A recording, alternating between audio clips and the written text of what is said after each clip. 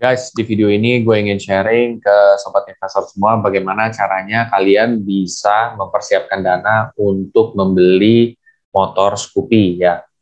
Tapi mempersiapkan dananya ini melalui instrumen reksadana. Nah, buat kamu yang penasaran seperti apa ya caranya dan mungkin strateginya gimana, ya cocokkan budgetnya berapa, simak videonya setelah yang satu ini.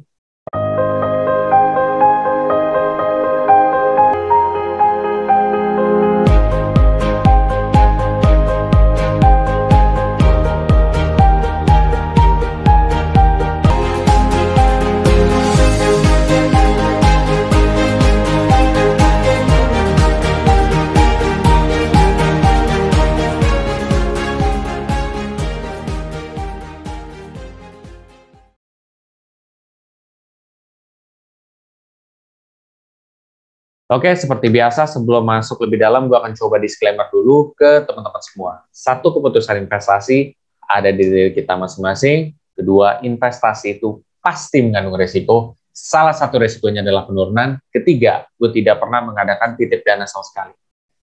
Oke, jadi ngomongin soal motor atau kendaraan secara umumnya. Kalian itu menggunakan kendaraan, entah kalian buat kerja, entah buat mungkin nganter kemana, keluarga, atau mungkin kalian juga gunain emang buat apa ya, emotional atau ego, kayak wah gue keren nih, gue punya motor nih, something ya. Semua orang punya tujuan yang berbeda-beda, tapi kalian bisa nggak sih mencapai tujuan itu? Jawabannya sebenarnya bisa aja ya. Cuman memang kalau misalkan kalian mengambil instrumen investasi itu membutuhkan waktu guys ya. Jadi nggak langsung kayak dalam jangka waktu sebulan 2 bulan lo bisa beli Scoopy lah katakan, atau motor lah gitu ya. Nah, di video ini kan gue pengen ngebahas salah satu motor, yaitu Scoopy. Nah, sebelum lebih dalam, gue akan coba share screen dulu, kira-kira harga Scoopy sekarang berapa sih? Oke, berdasarkan data saat ini, ya gue buka dulu untuk ini ya, Scoopy di sini. Berdasarkan dari auto.com di sini, kita bisa mengetahui bahwa harga Scoopy sekarang itu adalah 21,12 juta ya.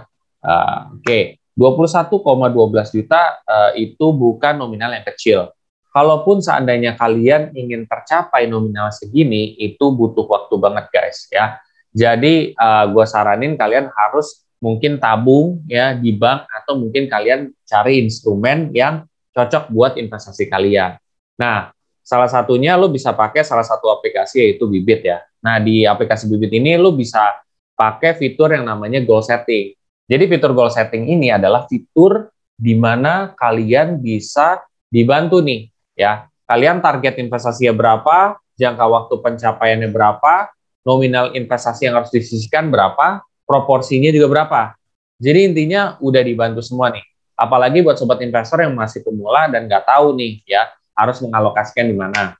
Cuman untuk bisa masuk ke tambah portofolio ini, setahu gue kalian harus investasi dulu, entah di dana pensiun atau kalian invest di salah satu reksadana, baru keluar tambah portofolio, setahu gue gitu ya. Gitu. Klik dulu nih, misalkan tambah portofolio, kendaraan, ya kan? Apa nih kendaraannya? Misalkan tadi motor Scoopy ya, Scoopy ya. Bener nggak sih tulisan gue? Salah ya Pak ya?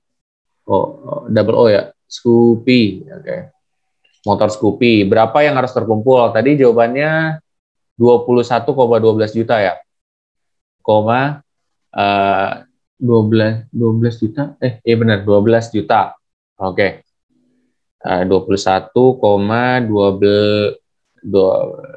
juta 21.120.000 kali ya ini. Ya, 120.000 sorry. Ya, 21.120.000, jangka waktu pencapaiannya katakan 2023 aja kali ya, 2023, terus habis itu bulan 12 ya. Jadi kalian akhir tahun nih, dari bulan 12 2023 kalian udah mencapai. Kira-kira berapa yang harus kalian sisihkan? Berdasarkan data di sini, kalian menyisihkan rutin setiap bulannya sampai 2 tahun kemudian ya, atau di 2023 tapi akhir tahun itu 800.000. Dan alokasinya ini 27% di reksadana pasar uang, obligasi 62%, saham 11%. Sebenarnya untuk alokasi ini kalian jangan ngikutin gua gitu. Alokasi ini biarkan robo advisor yang mengatur karena setiap orang beda-beda guys. Ini tergantung daripada profil resiko kalian terus digabungkan dengan tujuan kalian. Pokoknya nanti algoritmanya bakal ngebantu proporsi yang seharusnya untuk mencapai ini tuh berapa gitu ya.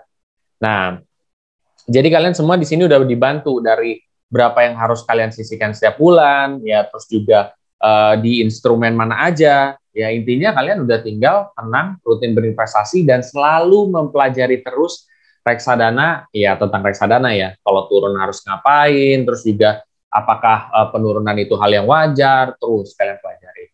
Kalian misalnya klik lanjut nih. Nah, untungnya apa sih kalau misalkan ada aplikasi kayak gini kan kalian bisa tracking sejauh ini kita udah sampai di mana ya gitu dan perkembangannya udah di mana ya. Nah, berapa lagi yang kita butuhkan ya? Nah, itu ketahuan. Nah, di sini tuh udah ketahuan kan? Targetnya Desember 2023 jumlah yang harus tercapai 21 juta. Ya, setiap bulan ngisiin 800.000 kayak gitu sih. Simpan misalkan. Ya udah gitu. Nah, nanti kalian bisa mulai investasi atau nabung rutin gitu. Masalah nanti akan ada pertanyaan lagi bahwa Jess, kalau misalkan nanti tidak bisa 800.000 bagaimana gitu ya. Kalau tidak bisa 800.000 ya nggak masalah, kalian mampunya berapa. Nanti kalau misalkan ada rezeki lebih, mungkin di beberapa bulan kemudian tambah dan lain sebagainya itu bisa gitu. Jadi itu bisa di-set juga. Intinya bukan masalah kalian mencapai goalnya sebenarnya, tapi intinya adalah kalian berusaha untuk mencapai goal tersebut. Misalkan ternyata tidak sampai 21.120.000 lah gitu. Kalian cuma sampai 19 juta. Ya at the end of the day kan motor selama 2 tahun pasti udah ada merek baru dong. Udah ada merek baru harganya pasti turun. Dan ketika harganya turun, kalian kan tetap masih bisa beli. Atau yang kedua kalian bisa beli motor yang lebih murah. At the end of the day kalian tetap masih bisa beli motor gitu. Jadinya yang penting adalah effort kita gitu. Itu seperti apa. Nanti bakal ada pertanyaan lagi, emang harus rutin atau enggak? Sebenarnya rutin itu kan adalah satu strategi ya, strategi yang kita bisa lakukan untuk mencapai dana tersebut gitu.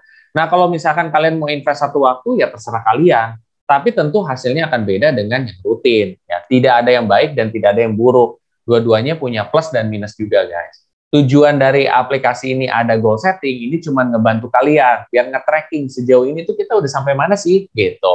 Jadi nggak main asal kira-kira aja gitu. Seperti itu. Itu aja sih, mudah-mudahan ini bermanfaat juga.